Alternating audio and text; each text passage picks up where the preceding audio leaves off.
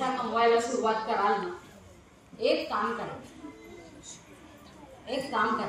करायला तयार आहात काय? जरा कठीण आहे, जरा हृदयावर हात ठेवून, दगड ठेवून करा. हात पण नाही, दगड ठेवून करायला लागेल. कराल काय? एवढ्या बायकांचा यश कसा असायला पाहिजे? ज्यांच्या घरात आहे प्रॉब्लेम त्यांनी पण, ज्यांच्या घरात नाहीये त्यांनी पण, जे काही कमवाल ना त्यातलं थोडंसं भाग, भले 10%, जे काही कमवाल त्यातला थोडासा 10% भाग आहे ना, त्या आपल्या कॅरेक्टरला द्या.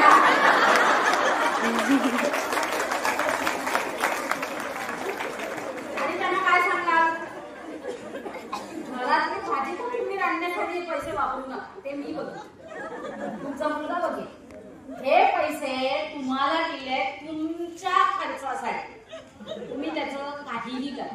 सुरुवातीला अमाऊंट छोटी असेल, छोटं काहीतरी करतील, हळूहळू वाढत जाईल आणि मग मोठं काहीतरी करतील. पण सुरुवातीला ती छोटी अमाऊंट त्यांना द्यायला सुरुवात करा आणि बघा काय जादू होईल. कालपर्यंत तुमचीच असलेली मुलं माझी नातवंड आहे असं बोलत, माझीच नातवंड आहे, माझ्याच मुलाची आहे, मी नाही सांभाळणार तर कोण सांभाळणार? ऐसा बोलता है, ऐसा बोलता है. सांभाळायला अगदी सहज सांभाळायला लागते. स्वतःची देवळात जाण्याची वेळ ऍडजस्ट करते, सगळं करते. मी तुम्हाला अगदी खात्रीदायक सांगू शकते, म्हणजे माझा अनुभव नाही आहे हा स्वागत. मला माझ्या सासूबाई अशा कधीच नव्हत्या, पण कितीतरी जणांचं बघितलेला अनुभव आहे की येऊन आज रडायच्या. मला नेहमी प्रॉब्लेम झोन मध्ये राहणारी माणसं आवडत नाही. प्रॉब्लेम आहे तर त्याचं सोल्युशन काय होऊ शकतं त्याचा विचार करायचा. त्या प्रॉब्लेमवर गळत बसून रडत बसण्याने काय होऊ शकत नाही. आयुष्यात देवाने सगळ्यांना प्रॉब्लेम दिलेले आहे त्याच्या हिशोबाने, बरोबर आहे ना? तर हा प्रॉब्लेम असा सॉल्व्ह करा.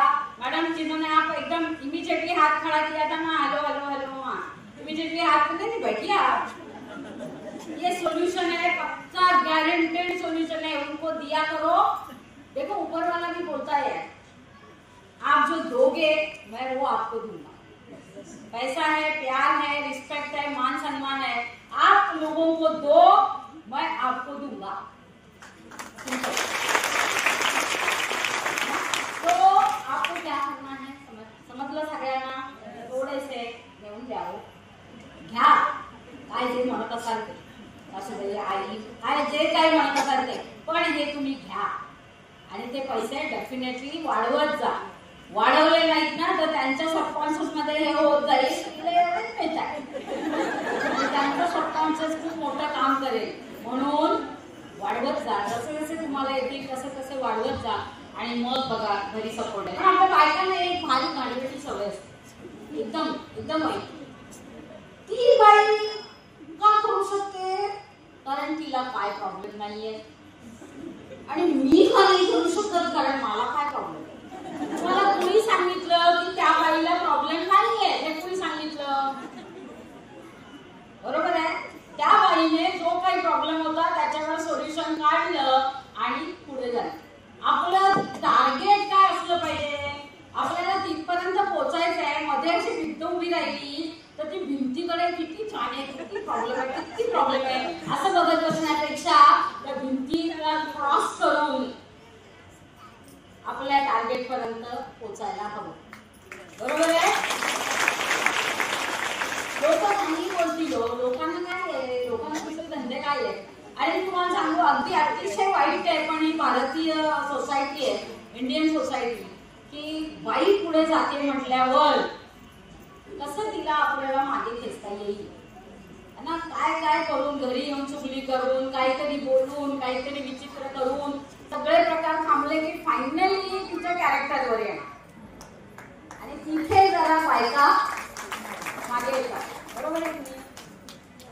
काय करते म्हटली, रात्री बाहेर असते, असं काय होतं मग बायका असं हलतात. नको बाई, असं कॅरेक्टर पण येणार असतील लोक तर कशाला करायचं ना आपण. अरे कशाला करायचं म्हणजे करोडो रुपये कमवण्यासाठी करायचं. तर ही जी मधले चिंतूक लोक आहेत ना यांना बाजूला थँक्यू म्हणायचं ना. तरीही तुम्ही थांबला नाहीत ना की मग तरीही तुम्ही करत राहिलात आणि पुढे जात राहिलात आणि सक्सेसफुल झालात, यशस्वी झालात ना, हेच लुच्चे लफंगे आहेत ना, हे येऊन आपल्या समोर बसून टाळ्या वाजवतील आपल्यासाठी. पण ते शिव्या सापापासून टाळ्यांपर्यंत तुम्ही या बिझनेस मध्ये जिवंत राहायला पाहिजे. ते जर राहिलात तर काहीही होईल. आणि माझा स्वतःचा अनुभव सांगते, लोक बोलणारे काहीही बोलतात. आज मी इथे काय नुसतं मोटिवेशन नाही, सोल्युशन पण द्यायला आले. तर हे किती लोकांच्या बाबतीत होत आहे का, आधी बायकांच्या बाबतीत तर पुढे जाऊ. असं होत आहे, लोक काहीही बोलतात, लोक माटे खेचतात, लोक कॅरेक्टरवर बोलतात. आणि काय काय आपल्याला जेव्हा आपलं अंतर्मन सांगताय ना की हे जे मी काही करते हे माझ्या फॅमिलीसाठी, माझ्या मुलाबाळांसाठी आणि माझ्या नवऱ्यासाठी करते, तर इतर कोणालाही हा अधिकारच नाहीये की माझ्याबद्दल काही बोलते. बरोबर. आणि मग काय करायचं, रोज सकाळी घराच्या बाहेर पडताना हे एक गाणं, हे एक गाणं रोज ऐकून घराच्या बाहेर पडायचं. मी जितक्या बायकांना हे सोल्युशन दिले तितक्या बायकांच्या बाबतीत हे वर्क झालंय आणि त्या यशस्वी झालेल्या आहेत. आपल्याला स्वतःला गप्पा मारून घेतो की आम्ही काहीच नाही करत, आम्ही हाऊसवाईफ आहोत. बिलकुल नाही. तुम्ही जर तुमच्या घरातली मुलं शिकतायत, समजा कोणी डॉक्टर बनताय, कोणी इंजिनियर बनताय आणि त्यांच्या सगळ्या जेवण खाण्याच्या झोपेच्या सगळ्या वेळा सांभाळताय, अभ्यासाच्या वेळा सांभाळताय, तर तुम्ही स्वतः डॉक्टर किंवा इंजिनियर पेक्षा कमी नाही आहात. पण दुसरा आपल्याला सांगेल आणि मग आपल्याला कळेल किंवा नाही कळणार, त्यापेक्षा आपल्याला स्वतःला आपण हे सांगण्याची गरज आहे की मी होम मेकर आहे. घर मी घडवते. नुसतं पैसा येण्याने घर घडत नाही, बनत नाही. मी घर बनवते है ना.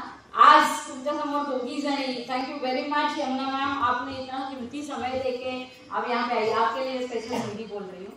और आप यहाँ पे आए और कीमती समय दिया. मैं समझ सकती हूँ कि आज का दिन आपके भी ग्रुप में कई सारे प्रोग्राम्स होंगे, लेकिन फिर भी आप यहाँ पे आई. हम जोरदार तालियों से एक बार आपका धन्यवाद करेंगे. आणि मग आपल्याला क्या किती प्रत्येक भले म्हणजे काय म्हणतात ते प्रत्यक्षरित्या बिझनेस मध्ये असोत नसोत, पण अप्रत्यक्षरित्या मला वाटत नाही अख्ख्या माय लाईफ मध्ये कोणीही वैशाली मॅम सारख्या सपोर्टिव्ह त्यांच्यापेक्षा जास्त कोणी असेल.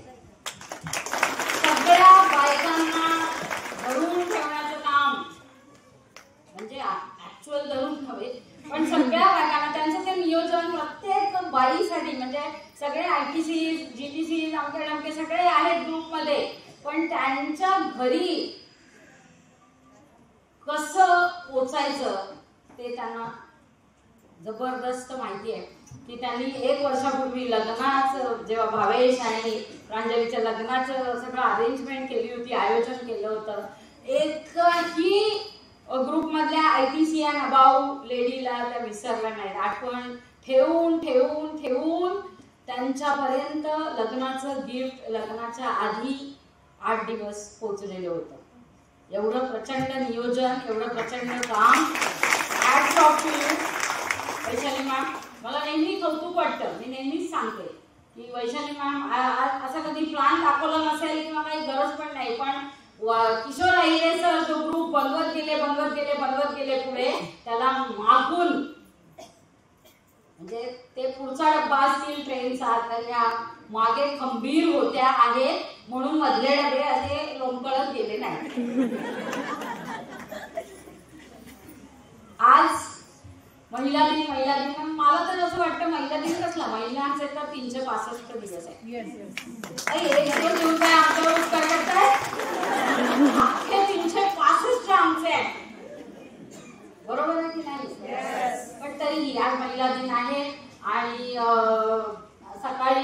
काल रात्री मी औरंगाबादला पोहोचले, संभाजीनगरला पोहोचले सॉरी, आणि सकाळी संभाजीनगरचा प्रोग्राम करून आता इथे आले. इथला प्रोग्राम खूप मजा येते, खूप मस्त वाटतं. कारण मी सगळ्यांना माहिती आहे माझी स्टोरी. मी जेव्हा सुरू केलं कोणी लेडीज नव्हत्या वगैरे वगैरे वगैरे बळा ना, आणि आज पूर्ण हॉल, माय गुडनेस. आता मला किशोर रेल्वे सर तेच म्हणत होते की पूर्ण जेंट्स आणि लेडीज मिळून जेवढा हॉल भरत नाही त्याच्यापेक्षा जास्त हॉल आज फक्त लेडीज मुळे भरला. एका जोरदार स्वतःला लेडीज मार कुठे खातो माहिती का? जरा आपल्याला कोणीतरी बोट दाखवलं, जरा आपल्याविषयी कोणीतरी काहीतरी बोललं की आपली सगळी हवा कोणीतरी आपल्याला काहीतरी बोललं. बऱ्याच वेळेला असं होतं आपल्या मीटिंग रात्री असतात, म्हणजे संध्याकाळी सुरू होऊन रात्रीपर्यंत असतात, आणि मग कोणीतरी जाऊन घरी आपल्या काहीतरी चुगल्या करतं.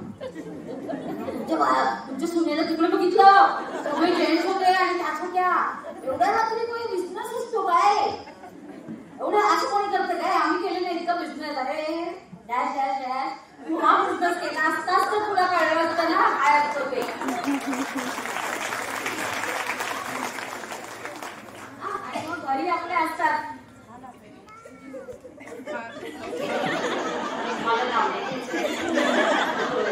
घरी असतात, काय चाललंय कशाला असतेस एवढी बाहेर, तुझी मुलं काय मी सांभाळायची, तुझी मुलं तू सांभाळ. अचानक ती मुलं मुलगा आणि सुनेची सोडून सुनेचीच होतात अचानक, अशी काढते ना, पण बरोबर त्याच पण अचानक ते आपल्या घरचं कॅरेक्टर म्हणायला लागतं, तुझी मुलं तू सांभाळ, मला जमणार नाही, मला संध्याकाळी देवदर्शनाला जायचंय, देवळात जायचंय, आणि इथे तू माझ्याकडे सोडून जाऊ नकोस, तुझं बिझनेस काय करे, माझा मुलगा चांगलं कमवतोय, काही गरज नाही तुझं बिझनेस करायची. किती लोकांना किती बायकांना ही अशी वाक्य ऐकायला, अरे वा एकदम बोल ये करनी नहीं थी, राहत एक मान पर कुछ और मैं करूं, एक सॉल्यूशन बताओ, क्या सॉल्यूशन बताओ, सॉल्यूशन चाहिए क्या इसके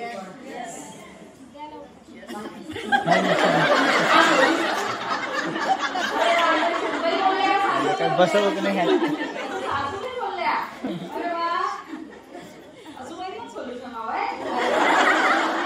सिंपल आहे की एवढा पैसा आहे या बिझनेस मध्ये, तो येणार आहे. आज समजा येत नसेल तरी तो येणार आहे. मी जेव्हा बिझनेस सुरू केला आम्हाला कोणी दाखवायला पण कोणी नव्हता, आम्ही सगळेच आपले लढवय्ये तलवार चालवत चाललो होतो. काय होणार आहे माहिती नव्हतं, पण एक विश्वास होता की होणार.